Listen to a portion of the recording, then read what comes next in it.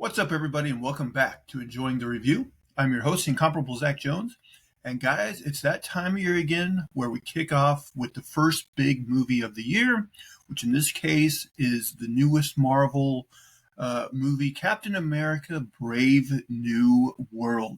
So I will be giving both a non-spoiler review, and then I will get into a spoiler review / detailed recap of the film. But fear not, I will give clear and sufficient warning before I get into any spoilers if you guys are afraid of that. Before I start, though, I want to remind everybody, please, if you haven't already, please subscribe to the channel. You can leave thumbs up, positive reviews, comments, all that good stuff. You can also subscribe in audio form on your podcast catcher of choice. And if you like, you can follow me on social media on Twitter or Blue Sky at Zach Jones Live, ZachJonesLive. All right, guys, let's get into it. So, like anybody, I love a lot of the earlier Marvel stuff.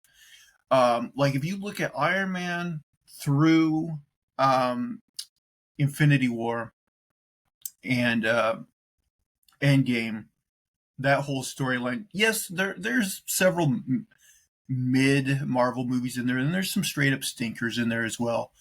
But overall, it tells a pretty good story, and there's some really good gems along the way.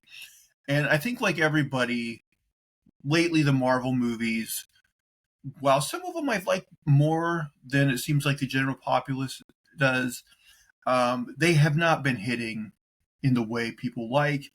And since we know now they have a roadmap to Secret Avengers and Avengers Doomsday and all that stuff, we kind of want to start seeing these things gel together more and get us excited to see that big event film. And I'm sad to say Captain America Brave New World does not do that. Now, I will say, I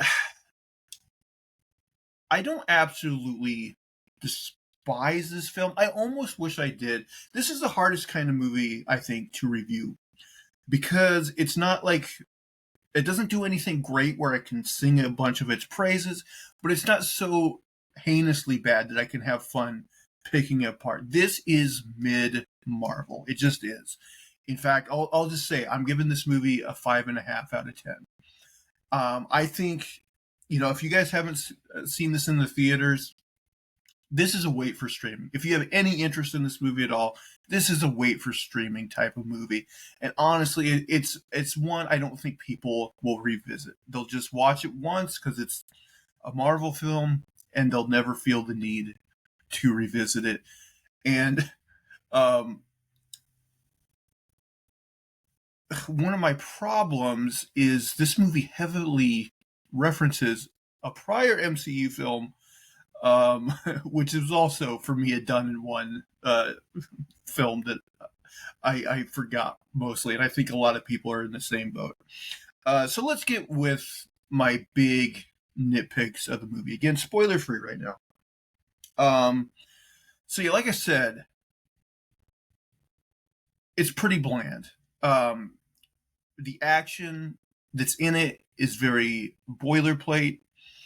Like all Marvel movies, you can tell they use a lot of green screen. And there's one scene particularly towards the end of this movie where you can really tell. Again, that's the thing. It's not like awful. It's just like, oh my god, this is one of the shorter MCU movies, but I still kind of felt like, oh man, how much time is left? Which isn't a good sign. I noticed there's like 5 credited screenwriters of this thing, and they had extensive reshoots. Which, guys, some people get all a tizzy about reshoots.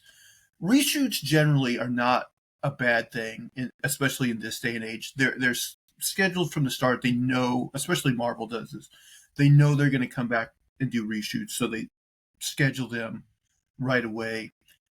But my understanding is the reshoots for this movie were pretty extensive, and it's been reported I don't know if this is for sure true, but a lot of people said that Giancarlo Esposito's role was basically all in the reshoots, and I can believe it. There's definitely some things that happen in this movie where, like, I don't know if I just zoned out for a minute, where I'm like, wait, how did we get from point A to point B of this specific thing? And I'm thinking that, like, their first what they got back with this movie was rough, and they did their reshoots and they duct taped this thing together, and it's, I guess, cohesive enough. It tells a story, but there's definitely some seams, I think, that, again, maybe when I get into it in the recap, maybe one of you guys will be like, oh no, they did explain this better. Maybe you just didn't notice. But I don't know. It was weird. One of my other things is I don't think it said anything new or substantial or interesting about the hero, about Sam Wilson. I don't have any issues with Anthony Mackie. He seems like, I don't know about him in real life. There's been stories about that. But as a character, he's likable. Sam Wilson is a likable character. But I don't feel like they really explored anything about his character that they didn't already explore in, like, the Falcon and Winter Soldier miniseries. Okay, let me throw this up right now. So I talked about earlier how this movie references a movie of the past, and that movie is The Incredible Hulk, a movie that came out in 2008. So it's like, wow, like 17 years old now, which is makes me feel old. Holy cow! And it also references things that happen in Falcon and Winter Soldier, and because of that, this movie has a lot of exposition in it, and I guess it's necessary. Um, and I guess I'll save the details of this more for spoilers. But, like, it is a bit a bit much in places. Um,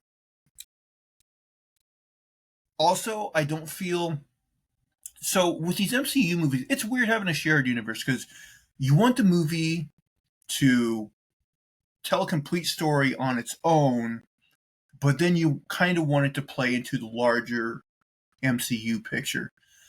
I think with this movie, first of all, like I said, it tells a very bland story. Um, but then does it contribute to the MCU overall? Very minutely. There's a couple revelations in this movie that are semi interesting, which I'll get into in spoilers. But overall, I, I'm overall, like, I think this movie could when, like, whatever phase we're on of the MCU is done, you could probably cut this movie out and not miss a beat because I just don't think it establishes anything that interesting. Next, problem that most Marvel movies have: the villain is uninteresting. This time, the villain is played by Tim Blake Nelson, who was also in The Incredible Hulk. And he's a good actor, but they just give him nothing good to do here. His overall, once you learn, like, his motivation, it's it's pretty bland, and pretty basic, and yeah, he's never an interesting villain. Like, and if you think about it with Marvel, like, Thanos is the standout, obviously. Most of their villains just are throwaway. I hate to say it, but they are, and this one is no different. Very disappointing on that front of this movie. I wrote a note here that just says nobody remembers The Incredible Hulk. I don't know about you guys. I watched that movie one time, and I was like, I'm good. And it feels like the most out of place of all the Marvel movies in retrospect. Um, it also doesn't help that that one had Ed Norton, and then they um, for the Avengers replaced him with Mark Ruffalo, which was the right change. I prefer Mark Ruffalo in the role, but it just made the Incredible Hulk movie seem like it was almost part of a different universe. So for them to, after all these years, to come back and make this almost a quasi sequel to that movie and reference it a lot, I think was a mistake. I just don't think. I mean, The Incredible Hulk is one of the. I would put it in like probably the bottom three of Marvel movies. It was just bland. Even at the time, felt like an early 2000s you know a superhero movie. Just I don't know. It just felt out of place. Um. So yeah, I felt this movie. I'm trying to think if there's anything. Also, Harrison Ford does a fine job here. Like, um, I'm sure some people say he phoned it in, and maybe there's some truth to that. I thought his performance was fine. Nothing to write home about, but nothing like um, offensively bad or anything. Um, I guess I think the actors all. I've said this with most projects these days. I feel like a lot of projects I watched when I was a kid, there was legitimately terrible acting, terrible direction, all those things. But for me these days, I think casting has gotten better, and I feel like the problem for me personally is almost never the acting, almost never the directing, although editing sometimes maybe, but it almost always comes down to the writing. And this is not a well written movie. And like I said, it has a lot of credited screenwriters. I think this was maybe a too many cooks in the kitchen type situation, and it was just messy. It seems duct taped together.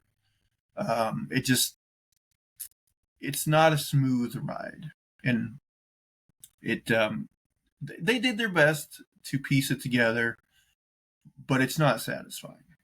Um, okay, guys, with all that out of the way, I'm giving the warning. It is time to get into spoiler country. This is my spoiler review. Okay, before I get into the detailed recap, I just want to kind of put a spotlight on some of the things in this film I found, at least somewhat interesting. So, number one, we get the introduction of adamantium. And I kind of like how they did it. Ever since the Eternals movie, which I know a lot of people don't like, I don't think it's a home run, but I think I like it better than a lot of people did. But that movie ended with like the celestial, like dying in, I guess, the Indian Ocean or whatever, and then none of the subsequent Marvel movies really referenced it, and it's kind of a big deal.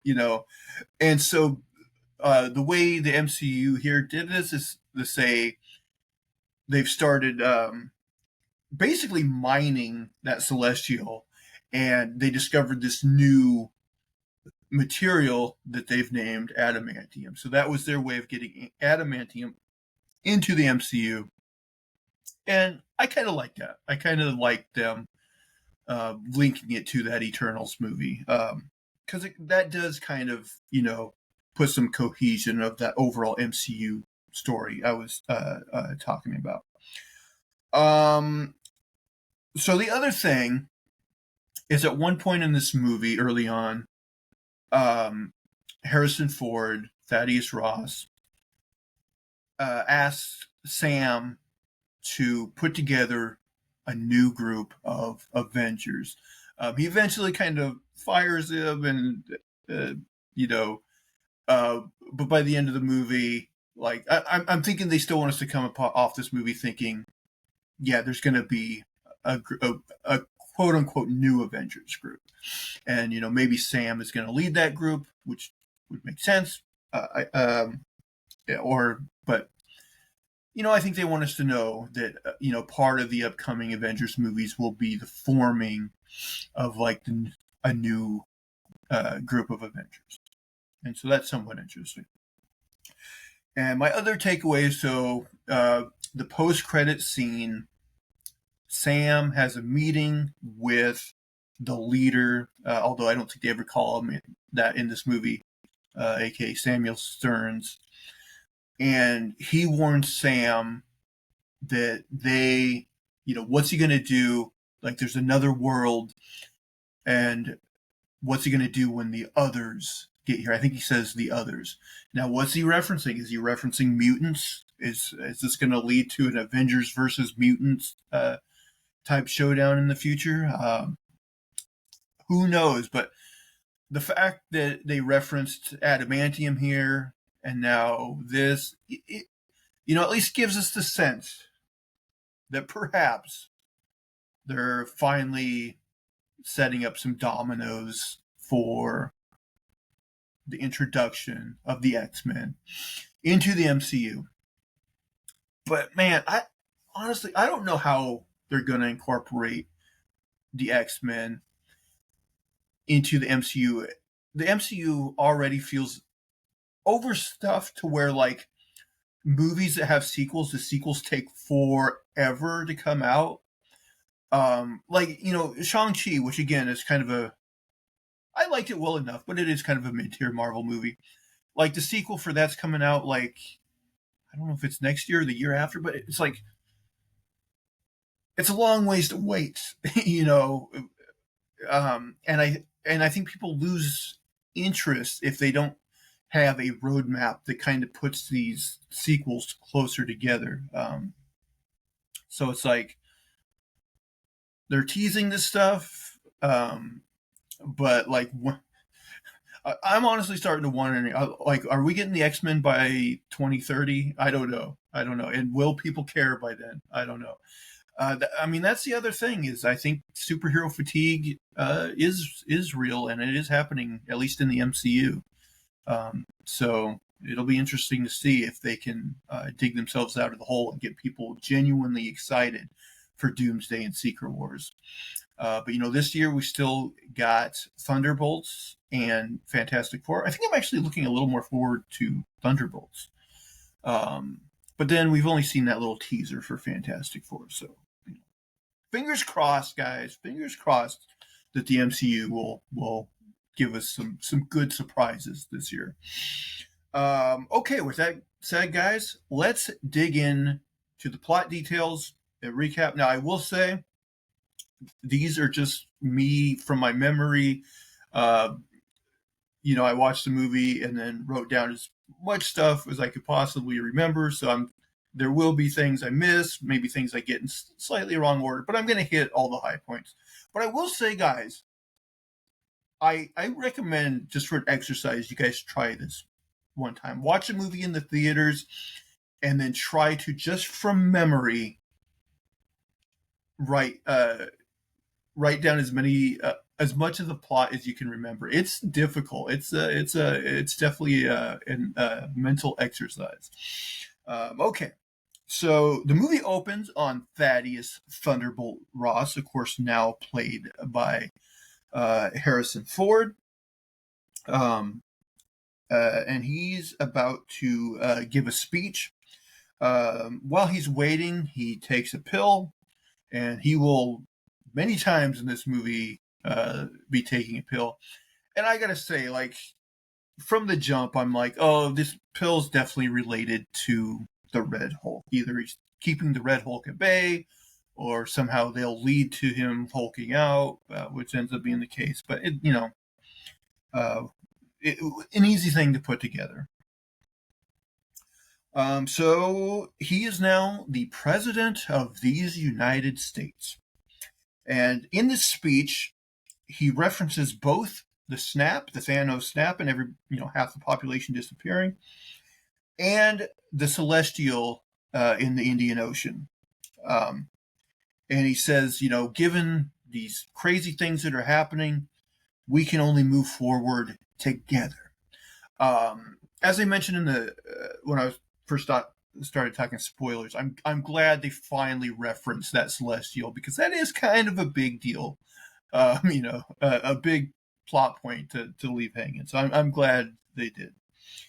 We get a scene of Sam in a bar listening to a newscast, and this is what I was referencing. There's a lot of exposition in this newscast, and I get it. There's kind of a necessity for it because, again, for whatever reason, they're like, we are going to heavily reference the Incredible Hulk from 2008.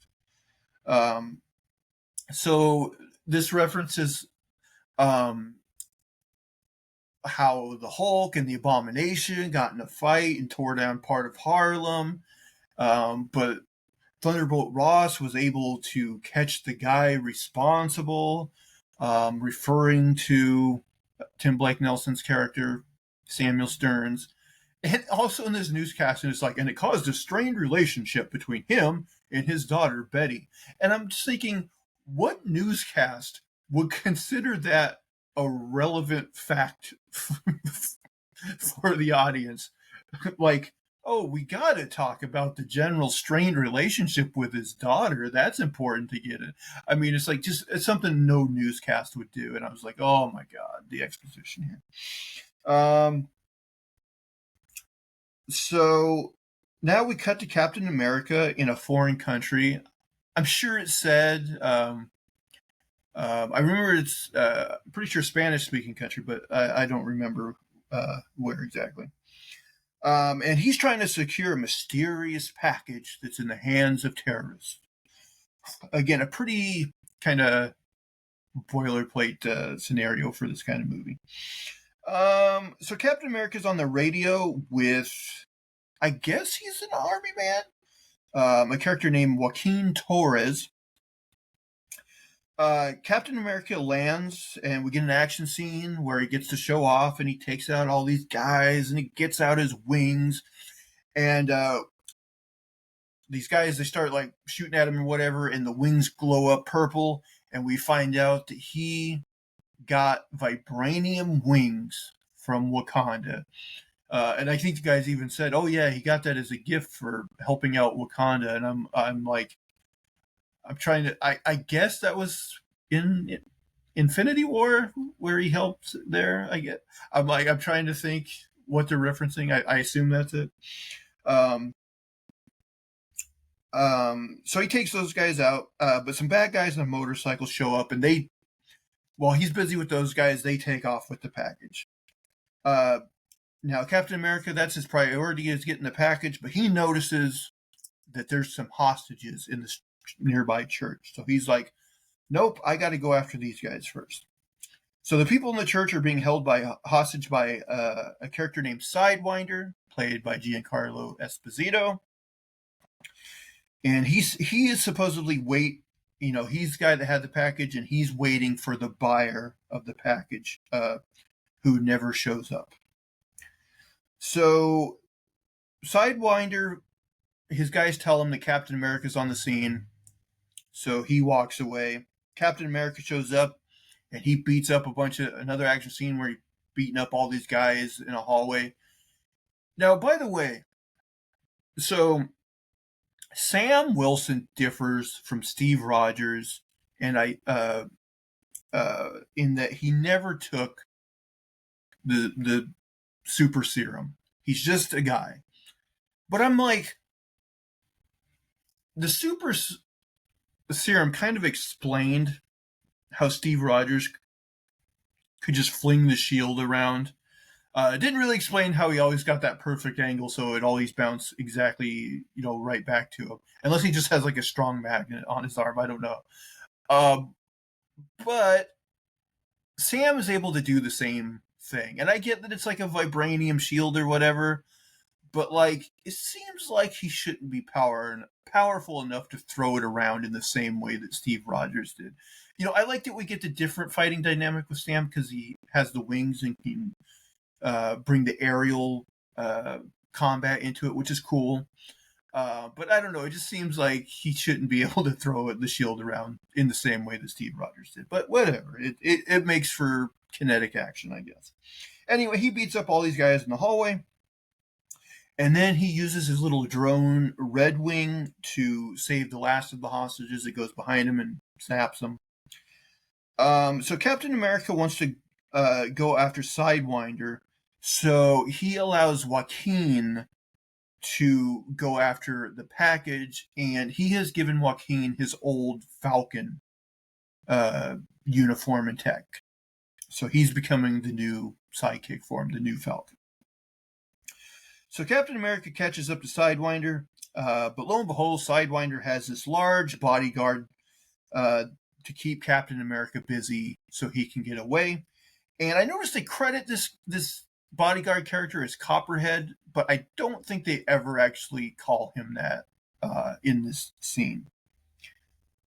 So while Captain America's having this big old fight with this dude, the new Falcon swoops down, and he easily takes out the guys on the motorcycle and secures the package.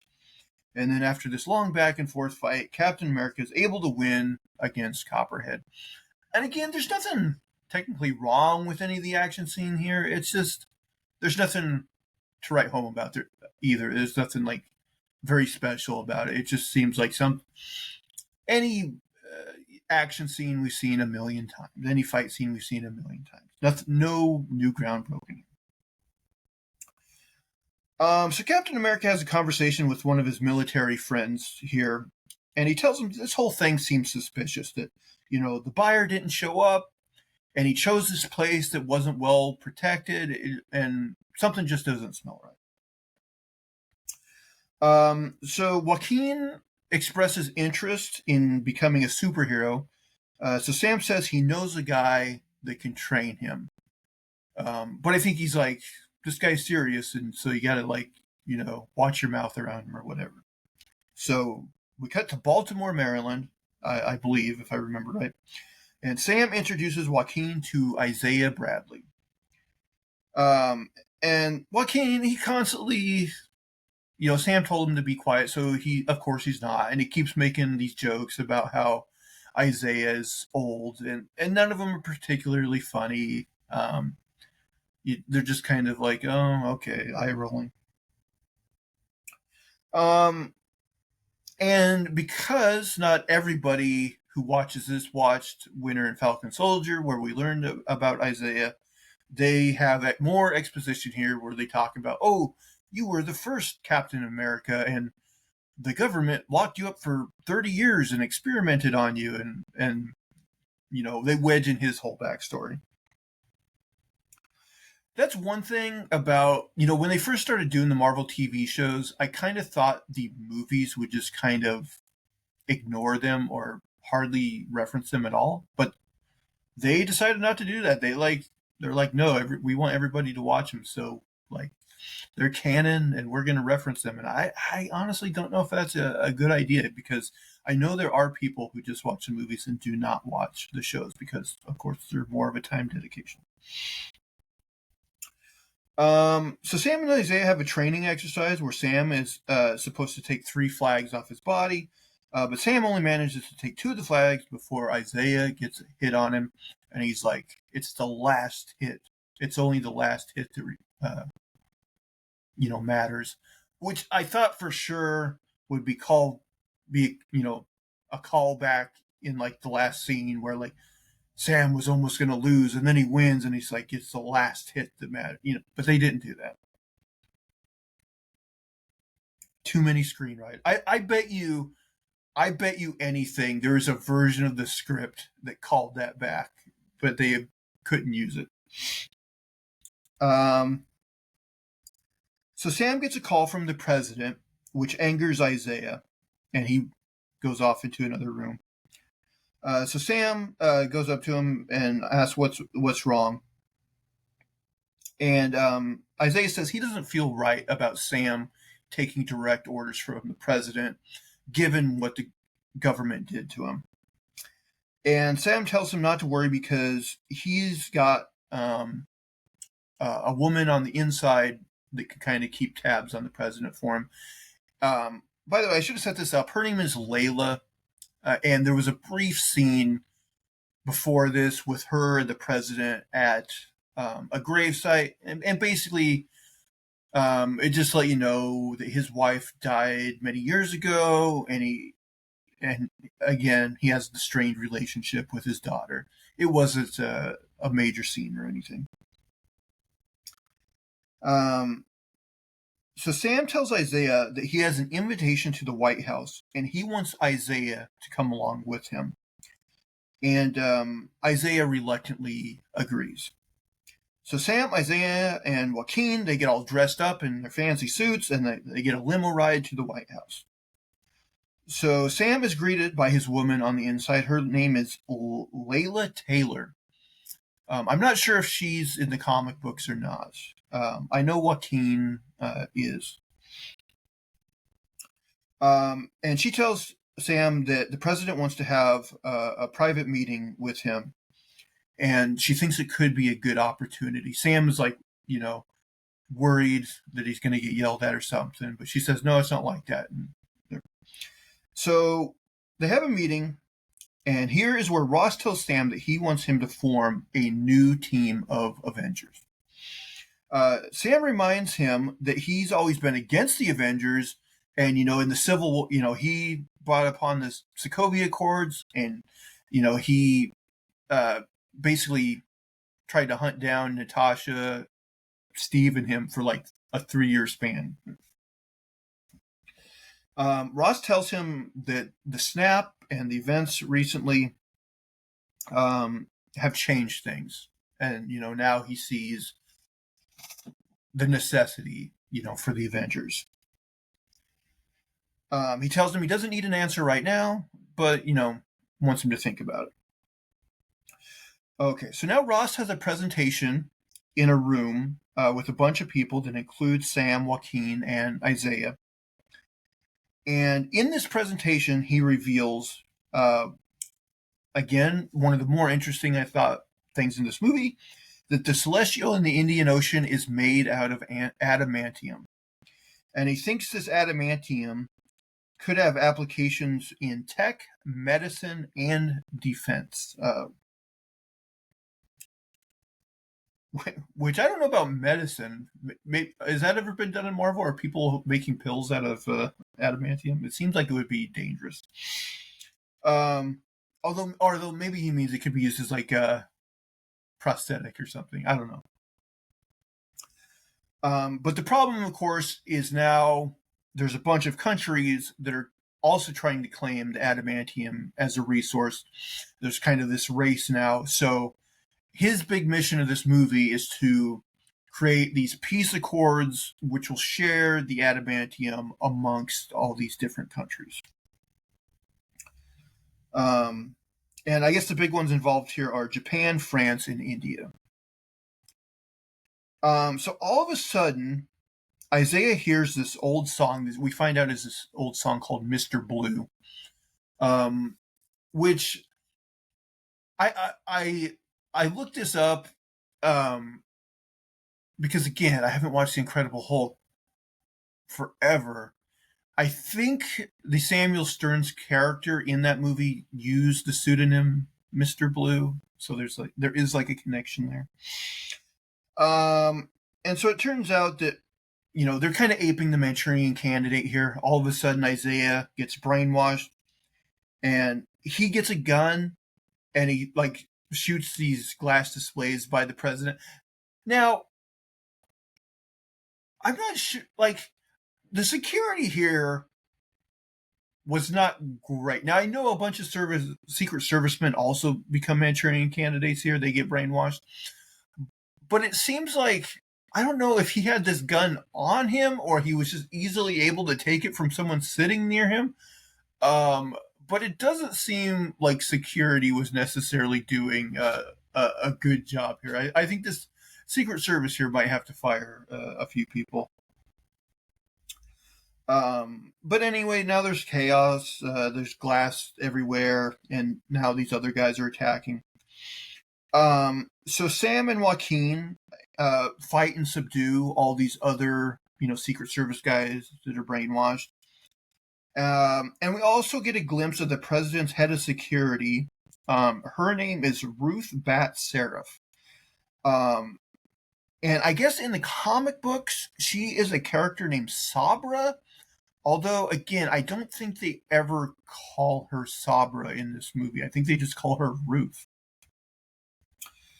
And she's like, I forget to write it down here, but at one point, Joaquin finds out that she's is of Israeli descent, and she ended up in the same red room as the Black Widow. So she basically has the Black Widow, training techniques.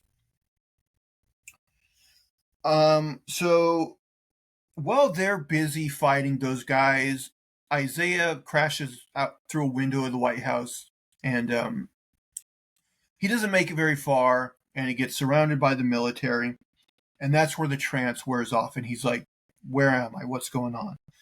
So Sam shows up, and he tells Sam that he can't go back to prison, but Sam's like, "It's going to be much harder if you resist." So he's like, "Okay," and he allows them to arrest him. Okay, talking about the president having bad security in this movie. So Sam angrily goes to the president's bunker, and they're like, "Sam, you can't go in there," and he just goes in there, and I'm like, what kind of secret service does the president have here? Like, I know Sam is Captain America, but they're not just gonna let him through without a fight. If this was a real world situation, uh, but they're like, what can we do? We'll just let him through. But the president's like, yeah, everybody else out. I'll talk to him. But he's like, oh wait, no, Ruth, I want you in the room, and he introduces Ruth as like his head of security. So Sam basically tries to tell him that, hey, there's more to this than what there seems. Like, Isaiah wouldn't have just done this. I know him. But Ross basically gets angry and fires him, tells him not to be Captain America anymore. And it gives Ruth permission to basically get to the bottom of things by any means necessary. So Sam goes to the prison where Isaiah is being held, and he gets a prison guard to allow him to talk to Isaiah, which I would say is too convenient. But then we do find out that Ruth knew the guard was allowing this, so because she wanted to listen in on their conversation. So they explain it, so I'm fine with that. So Isaiah tells Sam that all he remembers is that at one point during their time at the White House, his phone was on the fritz. And then he said during the presentation he blacked out, and when he woke up again, he was surrounded by the military, and he had no, remembering of what happened in between. Sam tells Isaiah that he's going to work on getting him out of there, but Isaiah basically tells Sam to drop it for his own good and leaves the room. And so Ruth tells the guard that she wants to know everything that Sam and Isaiah said in the room. So at some point, I could have the timing wrong here, but at some point Ross makes a call to a military facility and asks the guy in charge there about the prisoner they're holding there. Like, because he thinks this whole plot to kill him, seems like something that this prisoner would do. And the guy's like, well, I'm looking right at him. And, Ross is like, okay, then. But then he hangs up, and we see that this guy is just looking at a blank wall. So he's obviously, brainwashed as well.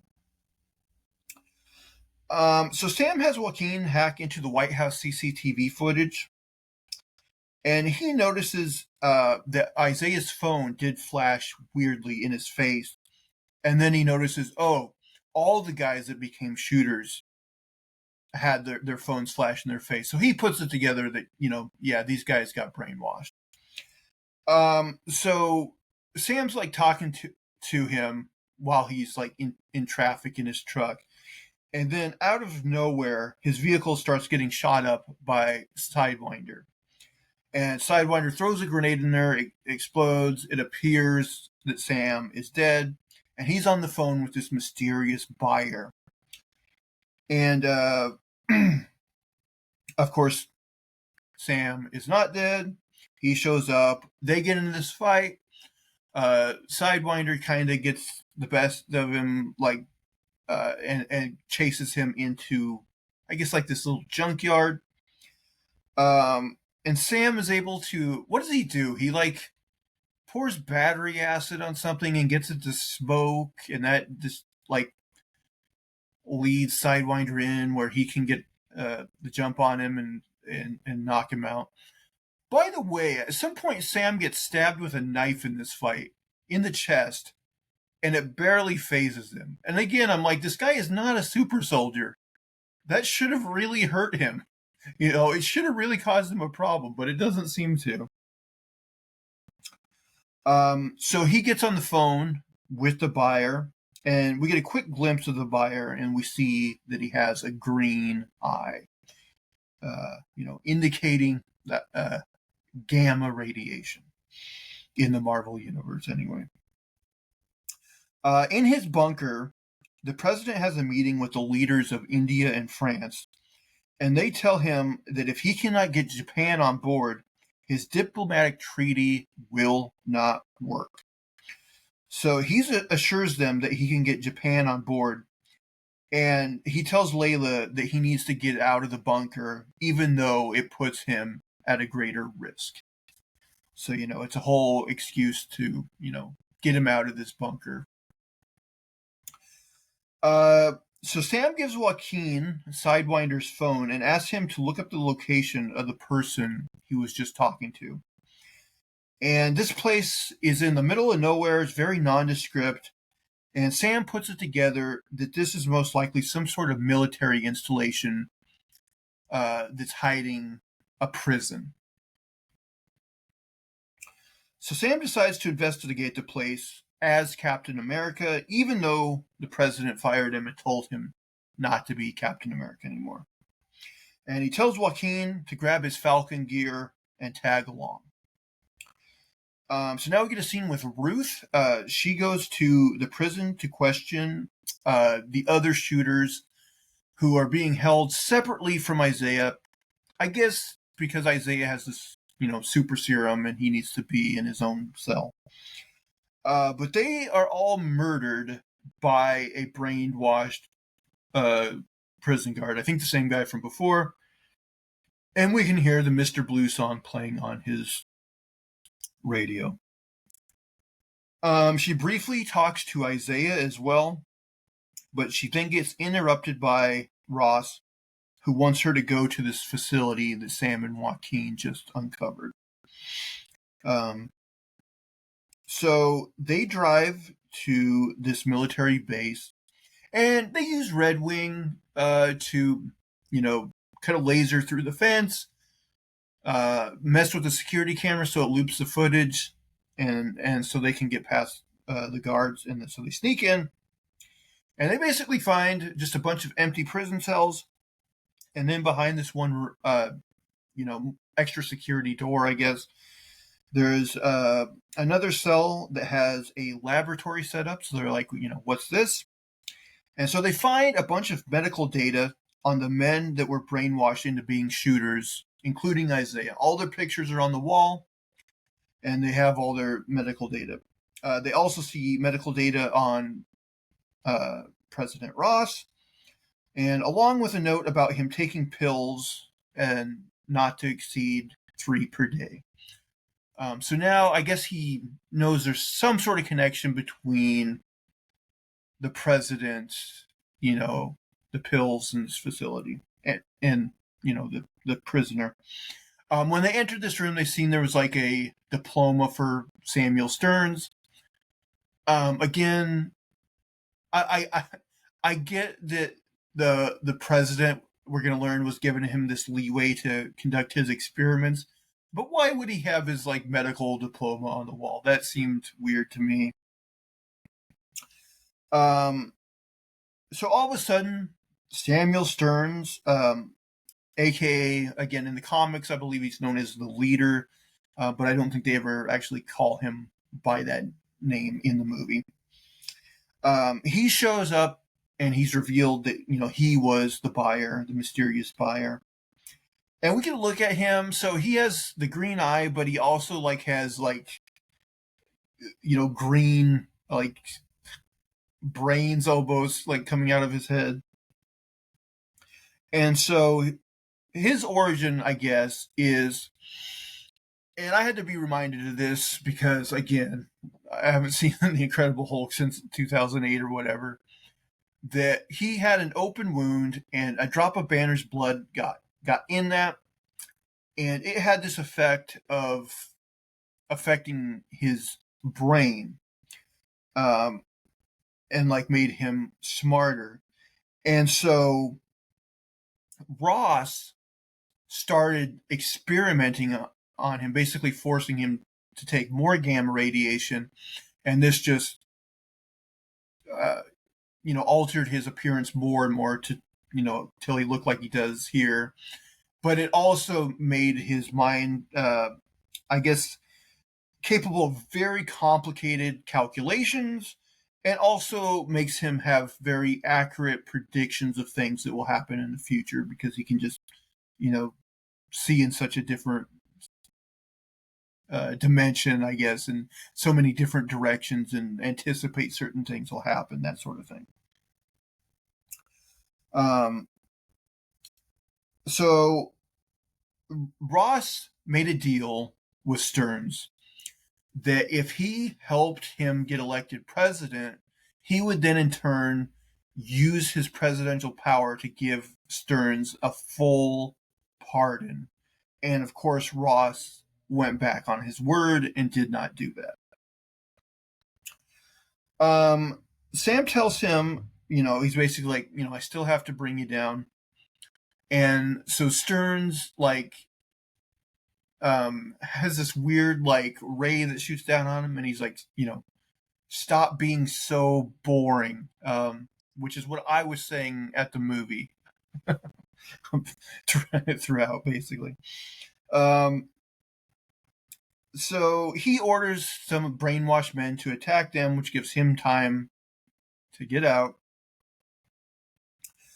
And we get this little action scene. Again, unremarkable. Sam and Joaquin, they fight these guys. At some points, they're getting stabbed with, like, taser sticks, And eventually, this fight leads out into the hallway. And that's when Ruth shows up, and she joins the fight. And again, nothing miraculous here action-wise. Very boilerplate. Just bleh. Outside, Ruth's men arrest Sam and Joaquin. They put the cuffs on Sam, at least. I don't think they do Joaquin. But then Sam starts to hear the Mr. Blue song playing on the radio, so he's like, oh no, we got to get out of here. So he hits these guys with a shield, which again comes right back to him, and they speed off in a Hummer.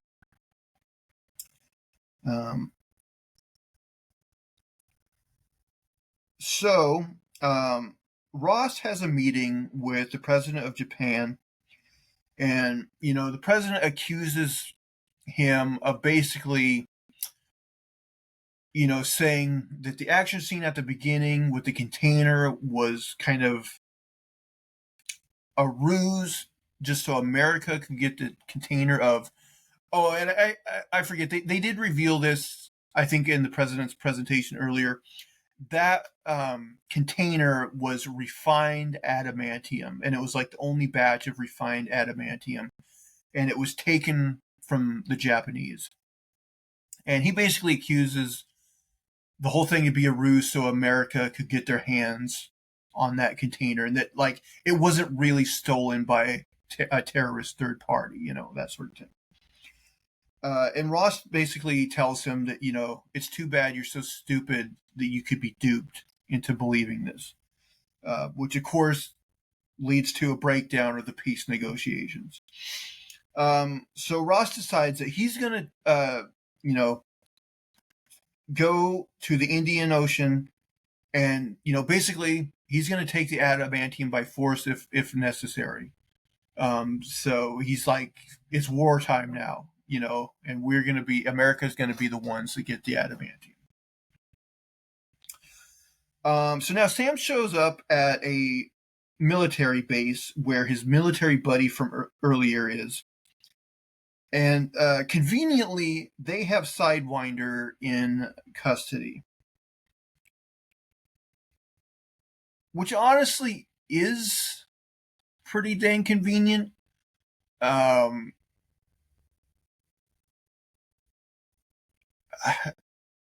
yeah, I'm trying to think. They don't really give an explanation because the thing is that facility didn't look like it was heavily guarded, and it's like they just caught this notorious terrorist, and like they're not going to take him more to like the prison facility that we saw earlier, something more secure. It just didn't really make sense to me. But in exchange for better prison conditions, Sidewinder tells Sam more about Samuel Stearns. Um, and Sam finds out that basically the whole opening scene uh, was a ruse by Stearns to seed dissension between the countries, which of course is what's happening. With Japan thinking that America set up the whole thing to steal the adamantium. So then they hear that the president is heading to the Indian Sea, and that the peace negotiations are kind of going south and all that, and that maybe a huge military conflict is about to happen. So, Sam, Joaquin, and Ruth fly to the president, and he's on the big naval aircraft in the Indian Ocean, close to the Celestial. So Sam has a private conversation with Ross, where we find out that Ross went to Samuel Stearns because he was dying of a heart condition. Stearns saved his life, and gave him the pills that he has to take to stay alive. Ross tells Sam that he legitimately wants to be a better man, to be able to repair his relationship with his daughter and be the man she looked up to when he used to take her through walks by the cherry blossom trees, which of course will be referenced later on. So all of a sudden, two American pilots get brainwashed into attacking two other Japanese pilots, and Sam and Joaquin fly out in their suits to try to de-escalate the situation. So, basically, since they fired on the Japanese fire onto, I think, like the president's ship or whatever, and this causes them to shoot a bunch of missiles towards the president's ship. All but two of those are taken out by counter missiles, and so then Joaquin and Sam have to disable the other two missiles, which they do. However, and then they basically get all the other pilots to eject out of their jets. And like there's an action scene where Sam like uses his wing to like cut one of the wings off the jets. Anyway, they get all these guys out of the air, but in the process, one of them does shoot down Joaquin into the ocean, and he is seriously injured, and they have to helicopter him out of the sea.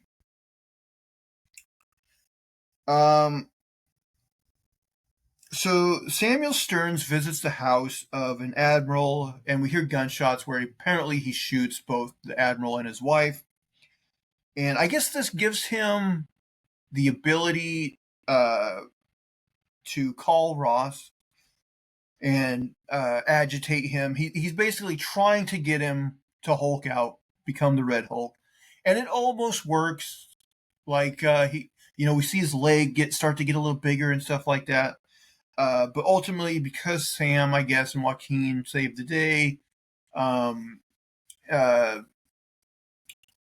the other woman shows up and is able to get Ross to calm down enough to where he doesn't Hulk out. And so, for now, Stearns' plan does not work. So Sam goes to the hospital. He's watching Joaquin get surgery, and he's all worried about it. And Bucky Barnes shows up, and this was a wasted cameo. This was nothing. I honestly don't even. because as far as I know, the way these Marvel contracts work is they like pay the person like to where they're like, we get like X amount of appearances through you and for you, and then like if we exceed that, we got to renegotiate and pay you more money or whatever. And I think, man, they wasted one here with this Bucky Barnes cameo. It was not worth it. But basically, he gives him this speech about how, Steve Rogers gave people someone to believe in, but you, Sam Wilson, you give them something to aspire to be. And I'm like, first of all, it's not a very good speech because it's like, did people not think of Steve Rogers as an aspirational figure? Like, yes, they believed in him, but did he not make them want to aspire to be better and greater men? You know what? It just seemed like a nothing stupid speech. Oh, and then this is odd. So Bucky mentions that he's going to go to some fundraiser or something, and then I think Ruth or someone mentions that perhaps he's running for like a political office or candidacy of some sort. I'm like, where did that come from? That wasn't set up in Falcon and Winter Soldier, I don't think. And like, we know that Bucky is going to be in Thunderbolts. So I'm like, what are they trying to do with Bucky here? Like, what office would he be running for? Or did I miss something? I swear that's what they said. That just seemed very, very odd to me. Anybody watching this, please comment and let me know. Is that like, because that I found very confusing. I don't know where they're going with that. So okay, this is I mentioned earlier on in my review that there was times when they went from like a point A to a point B, and I'm not entirely sure how they got there. So Sam somehow puts it together that Stearns is going to exploit Ross through the medication that he's taking. That it's in fact giving him like more and more gamma radiation. But like I must have missed something because like I know there was a point in Stearns' office where he saw that like he knows Stearns invented the medication or whatnot. But where did he get the intel that like the medication was actually like filled with gamma radiation and was like you know messing with Ross? You, I please comment down below and let me know because maybe I zoned out, but I did not see where he made this connection. But anyway, he did, and so he calls once again the military guy from before and lets him know, and like I don't know what that guy's going to do about it, and why that guy would have been necessarily his first choice. Like, why wouldn't he have tried to contact the president directly? So I missed something in translation there. So this military guy is immediately murdered by Stearns, which again, this is like some sort of like military post. Stearns shows up right to it, murders the guy right there. There's no other military people in the vicinity that saw this. There's just too much convenience here for my taste. Like it would have made more sense for him to somehow brainwash a guy there to do it. Although they did, there was a quick scene earlier where Joaquin played that Mr. Blue song just to establish that nobody at that particular base was influenced. But I don't know. Very convenient. So the president insists on giving a speech on the White House lawn in hopes of finalizing the peace negotiations. While Sam is waiting at the hospital, Samuel Stearns just shows up. And Sam finds out that Stearns' ultimate goal in this whole thing was just that, he hates Ross for what he did to him, and he wants to destroy Ross's legacy. That's what this whole movie's been about. He wants to ruin the reputation of Thaddeus Ross. Snooze alert. Like I said, uh, Marvel has a villain problem, and they usually don't get enough screen time. They usually don't do anything of note. If here you find out this guy's plan, and you're just like, oh, it's just a simple kind of revenge plan.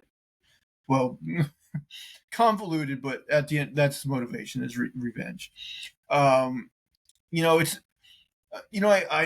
I on an old channel I did a review of the Marvels, which is a movie I really didn't like.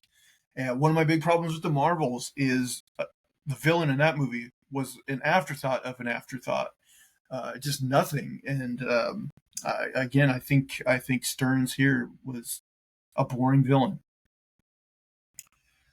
So Sam basically tells him that he knows like the medication is part of his plan, and he's got a guy that's working on doing it. Again, I don't know what his military friend was supposed to do, but Stearns basically says, "No, you don't," implying that he killed Sam's friend. So Stearns is arrested like he knew he would be by coming here, but his plan is already in action.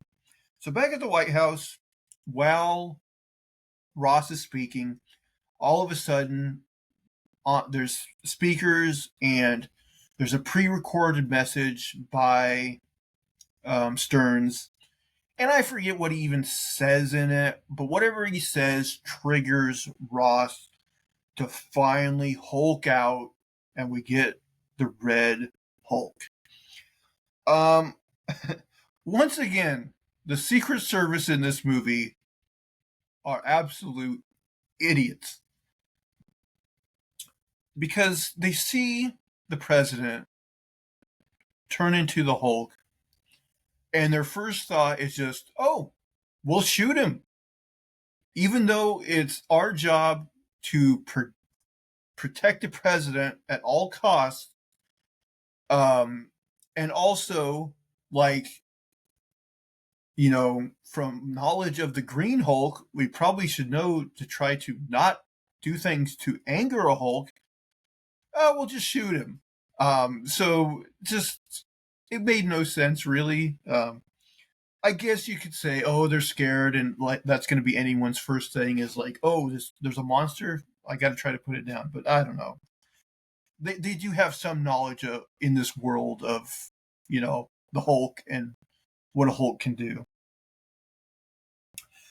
So Sam shows up and tries to talk to Ross, but of course that doesn't work, and they just end up getting in this big fight that destroys a portion of the White House. Honestly, a pretty boring fight. I was bored at this point in the movie. I wrote they have a boring fight that ends up spilling into a bunch of cherry blossom trees, and we know where this is going because Ross referenced them earlier in the movie. And again, Sam tries to talk to him. He's like, see the cherry blossoms. Try to be that man your daughter wanted, whatever. But they get in more of a fight here. The Red Hulk ends up ripping off one of Sam's wings. But eventually, like, since he's hitting him, they get charged up with vibranium power. And the one remaining one he has, he jabs into the Hulk's stomach and it explodes. And next thing we know, Sam is getting pulled out of the rubble.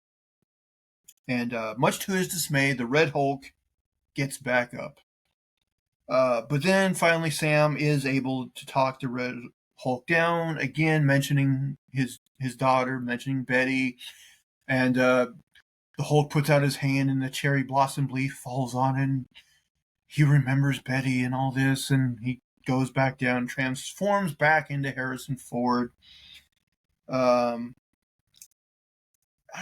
Again, for the third act, just a boring climax with a boring, predictable outcome.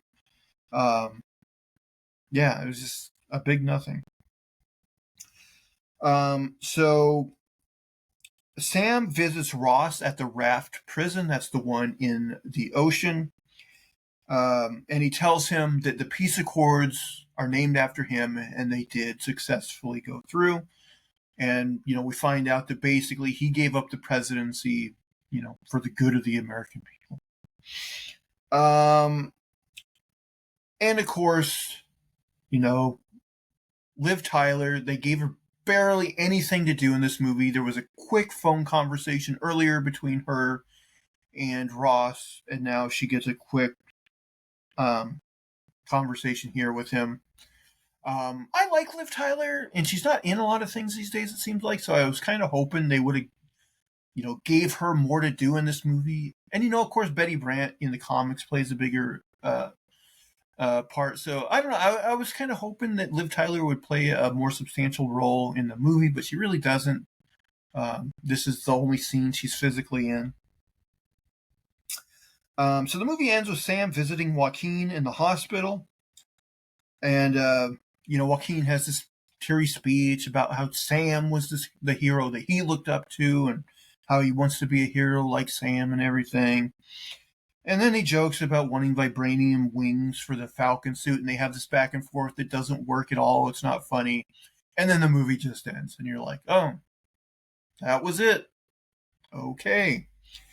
No mid-credit scene, but there is an end credit scene that I referenced earlier, where Sam visits Stearns in prison, and it also kind of looks like the Raft, but I wasn't sure. It's like, did they put him and Ross in the same prison? I don't know. Maybe it was a different prison. But like I said, he tells him, like, basically, you're not ready for what's coming. There's another world out there, and what are you going to do when the others show up? And again, I guess this is, the big mystery coming out of this movie is, who is the others? Is it the mutants? Is it somebody else? Comment down below and let me know who you think it is. And then at the very end, just like at the end of James Bond movies, it says Captain America will return.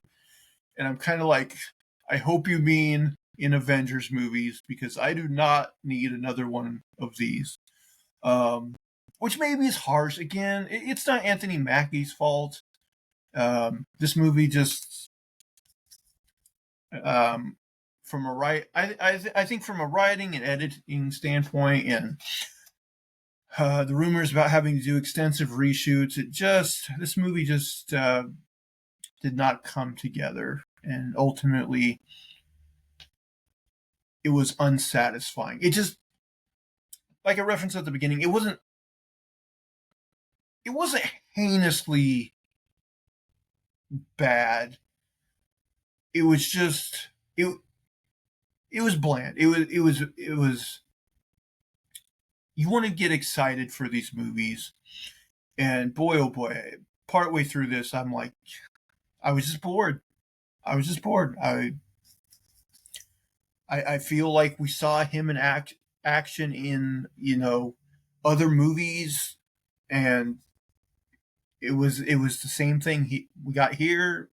And again, I don't think his character grew in this movie.